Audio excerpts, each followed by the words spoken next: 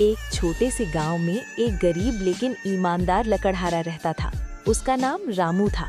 वो हर दिन सुबह जंगल जाता, लकड़ियां काटता और उन्हें बेचकर अपने परिवार का पालन पोषण करता। एक दिन जब वो नदी के किनारे पेड़ काट रहा था, तभी उसकी कुल्हाड़ी हाथ से फिसलकर नदी में गिर गई। रामू बहुत दुखी हो गया। वो बैठकर रोने लगा क्योंकि वही उसकी रोजी रोटी का एकमात्र साधन था। तभी अचानक नदी से एक चमकती हुई रोशनी निकली। पानी में से एक देवता प्रकट हुए। उन्होंने रामू से पूछा, बेटा तुम क्यों रो रहे हो? रामू ने हाथ जोड़कर कहा, मेरी लोहे की कुल्हाड़ी नदी में गिर गई है। अब मैं अपने परिवार का पेट कैसे पालूंगा?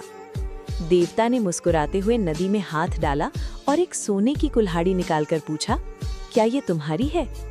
रामू ने सिर झुकाकर कहा, नहीं, ये मेरी नहीं है। फिर देवता ने चांदी की कुल्हाड़ी निकाली। रामू ने फिर कहा, नहीं, ये भी मेरी नहीं है। अंत में देवता ने उसकी पुरानी लोहे की कुल्हाड़ी निकाली। रामू खुशी से बोला, हाँ, यही मेरी है। रामू की ईमानदारी देखकर देवता बहुत प्रसन्न हुए। उन्होंने कहा, तुम बहुत दयालु और सच्चे इंसान हो, इसलिए मैं तुम्हें ये तीनों कुल्हाड़ियां उपहार में देता हूँ। रामू ने देवता को धन्यवाद दिया और खुशी खुशी घर लौट आया। अब उसका परिवार सुखी जीवन जीने लगा। सीख: ईमानदारी और दयालुता का फल हमेशा मीठा होता है।